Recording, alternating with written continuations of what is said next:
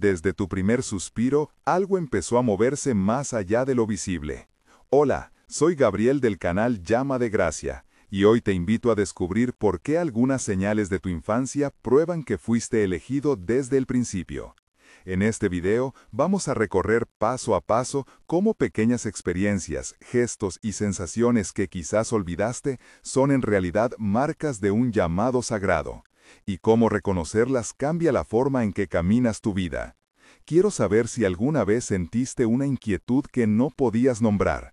Cuéntalo en los comentarios empezando con "Mi señal fue". Si esta palabra toca tu corazón, considera suscribirte para que podamos crecer juntos en fe y propósito. Mantente conmigo porque lo que vas a escuchar puede transformar la manera en que entiendes tus heridas, tus aciertos y tu destino. Desde el inicio te afirmo una verdad que sostengo con convicción, y con oración Dios te eligió y tu existencia no es casualidad. El llamado no siempre llega en truenos ni en visiones espectaculares. A veces llega en un susurro en medio del silencio, en una inquietud constante, en la sensación de que algo en ti pide emerger. Cuando digo elegido, me refiero a esa sensación de pertenecer a una misión que trasciende tus deseos inmediatos. La elección divina actúa como un eje invisible que reorienta las pruebas hacia formación. Considera esto: las pequeñas asignaciones que parecían insignificantes, esas que nadie notó, forman un mapa. Verás que patrones se repiten, que la providencia se abre paso como agua bajo la tierra. Comprender esto no te hace arrogante sino responsable. ¿Qué significa en la práctica? Significa que cada herida puede ser vidrio pulido que se convierte en luz. Cada fracaso puede ser el terreno que prepara para la siembra de tu propósito. En el transcurso de este relato te mostraré ejemplos concretos, escucharás voces que testifican y recibirás pasos simples para responder al llamado. Recuerdo la infancia con detalles que huelen a casa y a pan recién horneado. De niño veía la luz filtrarse por las rendijas y sentía una paz que nadie podía nombrar. Siempre fui el que notaba las cosas que los demás ignoraban: la caída de una rama, el silencio en la mirada de los adultos, la música que nadie más escuchaba. En la escuela me llamaban raro porque prefería leer libros viejos y quedarme en silencio mirando el cielo. Había un olor a tierra mojada que me seguía cuando salía a jugar, una textura áspera en mis manos por ayudar a mi padre en el huerto, y el gusto de la guayaba que mi madre me daba para consolarme después de una caída. Esos pequeños rasgos sensoriales fueron señales que, con el tiempo, comprendí como huellas de un llamado. En la adolescencia, la sensación se volvió más insistente, como un tambor que no calla. Empecé a soñar con lugares que no conocía y despertaba con frases en la mente que no eran mías.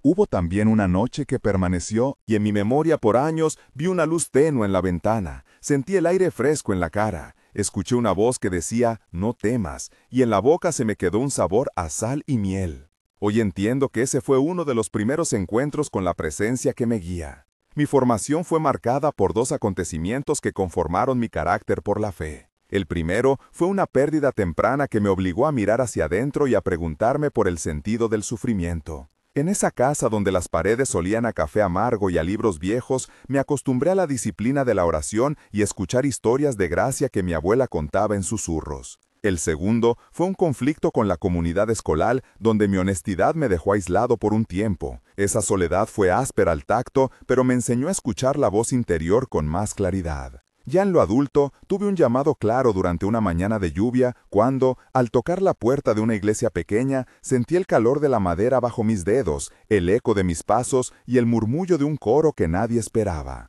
Fueron esas experiencias las que me confirmaron que no era una soledad sin propósito, sino una preparación. Este recorrido de infancia conforma mi backstory y explica por qué cada olor, cada textura y cada sonido tenían significado. Durante la niñez se multiplican los signos que confirman la elección. Puedes haber sido el niño que consolaba a otros sin saber por qué el consuelo era natural, o el adolescente que sentía en su pecho una inquietud que nadie entendía. Piensa en tres sensaciones concretas que te persiguieron en ese tiempo: la persistencia de un nombre, la atracción por cierto pasaje de la Biblia, la sensación de protección en momentos de peligro. Observa cómo Dios usa lo pequeño para preparar lo grande. Aquí entran personajes que cruzan tu camino y dejan huellas. María la vecina que te ofrecía dulces y te enseñó a orar, Joaquín el maestro que vio en ti una sensibilidad inusual, Ana la amiga que secaba tus lágrimas, Pastor Lucas que en una charla breve te entregó una palabra que no olvidaste, Marta que fue dura pero terminó siendo sostén,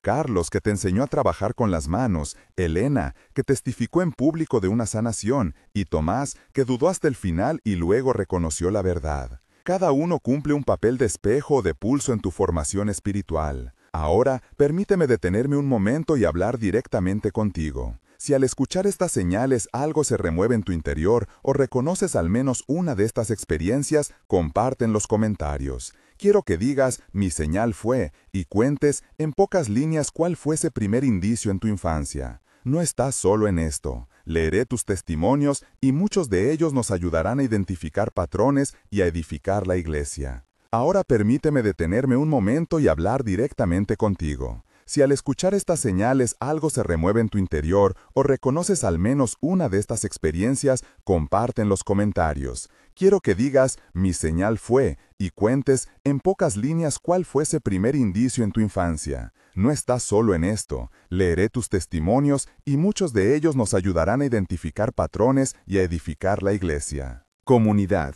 Tu historia puede ser la luz que alguien necesita para ver su propio llamado. Además, suscríbete si quieres caminar junto a nosotros en las próximas semanas, donde abordaremos testimonios, oraciones y pasos prácticos para responder a la misión que Dios te confía. Volviendo a nuestra narración, cuando la infancia recoge sus frutos, la adolescencia suele traer pruebas que parecen poner todo en duda. El primer momento de tensión viene como un choque interno que te obliga a elegir entre esconder tu identidad o vivirla abiertamente. Recuerdo la noche en que me enfrenté a la exigencia de pertenecer a un grupo que rechazaba mis inquietudes espirituales. Sentí el estómago apretado, el sudor en la frente, la voz de duda y la presión de aceptar un papel que no era mío. En esa escena escuché a Joaquín decir, no te apartes del camino, y a Tomás burlarse en voz baja. Hablamos largo tiempo. Yo dije, creo que hay algo distinto en mí. Él respondió, y eso me confundió. Yo insistí, pero sentí miedo. Finalmente decidí quedarme en la verdad, aunque me costara. La tensión fue real y dejó una marca en la carne del alma. Sentí el aire frío en la habitación, olí el detergente de una camisa ajena, noté el sabor metálico de la adrenalina y al tocar la puerta sentí la textura lisa de la madera como un punto de apoyo. Esa elección forjó una columna interior para mi misión. El segundo momento de tensión es una memoria que regresa como prueba y purificación. Es la experiencia de la traición de alguien cercano, la noche en que Marta criticó mis sueños públicamente y eso hizo que perdiera seguridad. En la plaza olí humo de leña y escuché risas que parecían medir mi valor. Mi pecho se apretó, el mundo parecía girar a otro ritmo y el dolor se sentía como sal sobre la piel. Fue un momento en que casi renuncio. Ana me tomó la mano y dijo, no te vayas, y su voz tenía la calidez de la miel. Hubo un diálogo corto y vital. Ella preguntó, ¿por qué dudas? Yo respondí, porque duele. Ella afirmó, porque Dios trabaja en las fisuras. Yo lloré y sentí cómo la lluvia en la calle lavaba el polvo de la vergüenza. Esa prueba abrió una rendija. El tercer momento de tensión ocurre cuando llega la decisión de actuar en público y el miedo a equivocarse paraliza. En una reunión comunitaria con Pastor Lucas, Carlos y Elena presentes, la responsabilidad me pesó como un peso de plomo. Olía a café y a tinta de periódico viejo, la madera de las bancas crujía, mi garganta estaba seca y el pulso golpeaba mis oídos como tambor. Hablé con Pastor Lucas. Él preguntó, ¿estás dispuesto? Yo respondí, no sé si soy suficiente. Él volvió a preguntar y me dijo, Dios te prepara en secreto para darte en público. La respuesta llegó al corazón y se tradujo en un paso adelante. Sentí en la boca el sabor de la confianza nueva como pan compartido. La transición hacia la vida adulta trae un despertar que no siempre es violento, pero sí determinante. Aparecen sueños que narran instrucciones, encuentros que alivian la confusión y una voz interior que ya no permite retroceder. En mi caso, la señal fue una serie de sueños con un camino iluminado en el que siempre había un niño que volvía la mirada y me pedía que lo guiara. Esos sueños llegaron intercalados con momentos de oración en los que el silencio se volvía un lenguaje. Sigo recordando el tacto del banco de madera donde me arrodillaba, el olor a incienso leve y el sonido distante de un río en la mente. Al poco tiempo conocí a Elena, quien me habló de un proyecto para ayudar a jóvenes en riesgo. Fue una conversación con colores vivos, olía a quintura fresca y sonaba a risas en el pasillo. Ella dijo, necesitamos a alguien que entienda el dolor. Yo respondí, siento que puedo ir. Ella sonrió y ese gesto fue como una confirmación palpable. En una escena decisiva tengo un diálogo con Pastor Lucas que exige al menos 5 intercambios. Él me mira y pregunta, ¿qué sientes en tu llamado? Yo contesto que una urgencia por servir a los jóvenes. Él replica, ¿cómo sabes que es de Dios? Yo explico que hay señales desde la infancia que me llevaron hasta aquí, los sueños, la compasión que brota sin esfuerzo. Él cuestiona, ¿temes fallar? Yo afirmo que sí, pero confío en la gracia. Él concluye, entonces camina y deja que la gracia te sostenga. Cada frase estuvo acompañada de sensaciones, la luz del amanecer entrando por la ventana, el olor a papel viejo, la textura fría del piso bajo mis pies, el sonido del campanario lejano y el sabor del café amargo en la taza. Esa conversación fue el pulso que me impulsó a tomar pasos concretos. Asumir la misión requiere actos concretos y renuncias. Debes elegir dejar costumbres que te anclan y aceptar disciplinas que moldean. En mi trayectoria dejé un empleo estable que me daba seguridad financiera porque la urgencia de servir era mayor que el miedo a la inestabilidad. Recordé la frase de Ana, no temas tu fragilidad, será tu fuerza. Emprendí un curso de liderazgo espiritual ofrecido por Pastor Lucas, trabajé con Carlos en la logística, Marta ayudó a organizar eventos aunque a veces había tensiones y Elena coordinó testimonios.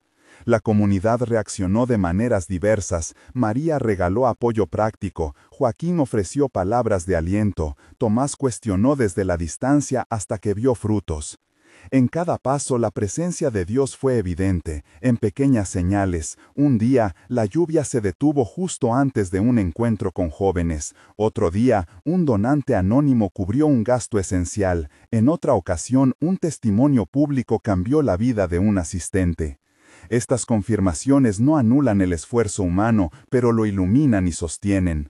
Los desafíos finales incluyen resistencias externas que parecen querer apagar la misión. En una jornada intensa enfrentamos críticas en la comunidad que cuestionó nuestras prioridades.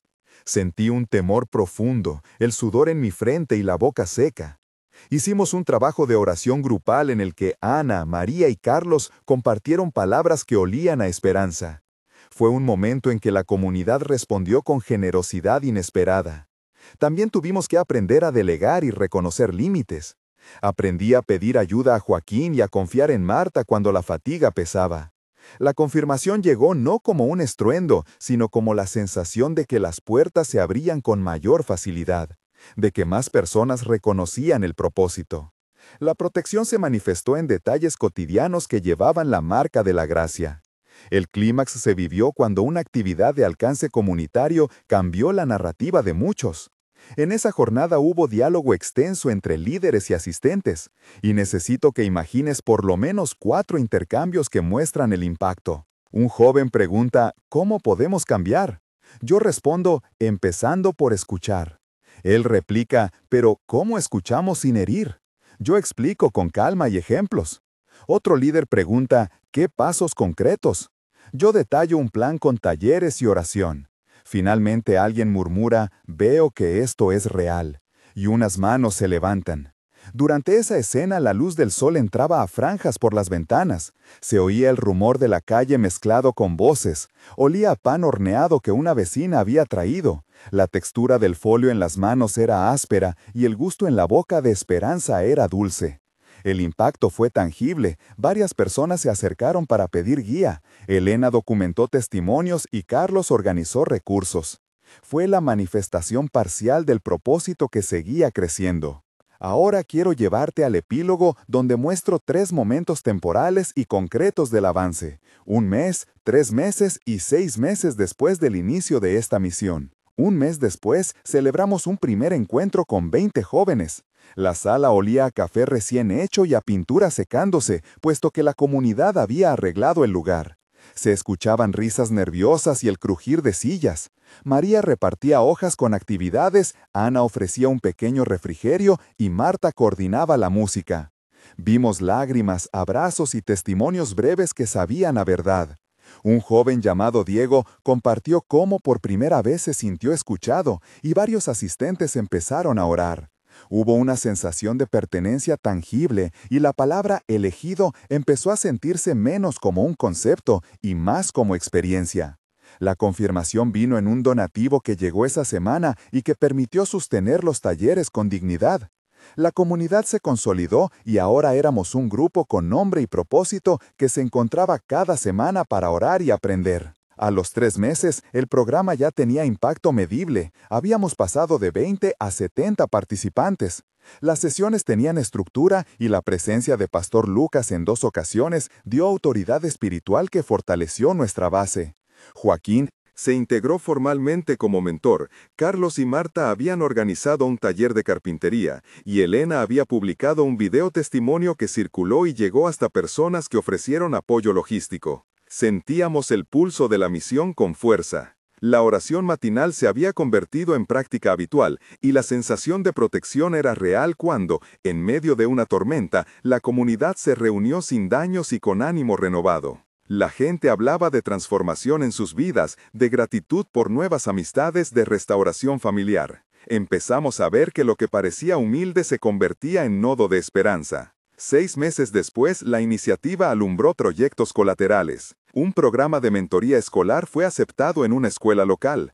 Carlos gestionó herramientas y materiales, Marta consiguió voluntarios, Ana empezó sesiones de consejería y María coordinó la logística de transporte. Vimos historias de personas que reorientaron su vida, casos concretos donde la rehabilitación de jóvenes evitó delitos y restauró familias. Tomás, que al principio dudó, ahora hablaba públicamente del impacto. La comunidad había crecido en fe y organización. Había resultados tangibles, espacios recuperados, testimonios registrados, alianzas con otras iglesias y un sentido claro de misión colectiva. Sentíamos la presencia de Dios en detalles y en personas que habían decidido no callar su llamado. El propósito seguía desplegándose y la sensación era de que apenas empezábamos. Al cerrar, quiero recapitular contigo lo esencial. Nada de lo que viviste fue en vano. Desde la infancia hasta hoy, hay una línea que une las señales y las convierte en brújula. Si reconoces algún signo en tu vida, eso no te hace superior sino responsable de responder con humildad. Dios ha estado presente en cada paso, en cada prueba y en cada palabra de aliento. Hoy te invito a dar un paso concreto. Ora 5 minutos por aquello que sientes como misión. Comparte tu señal en los comentarios y suscríbete para continuar este viaje juntos. Que la gracia te acompañe y que la paz de Dios cubra tus decisiones. Si este mensaje tocó tu corazón, comparte para que otros puedan ver su llamado y recibe una bendición final que dejo sobre ti. Que Dios te proteja, te guíe y te llene de valentía para caminar tu propósito. Nos vemos en el próximo video y que Dios te bendiga profundamente. Si te gustó el contenido, suscríbete al canal y activa las notificaciones para recibir más actualizaciones. ¡Hasta pronto!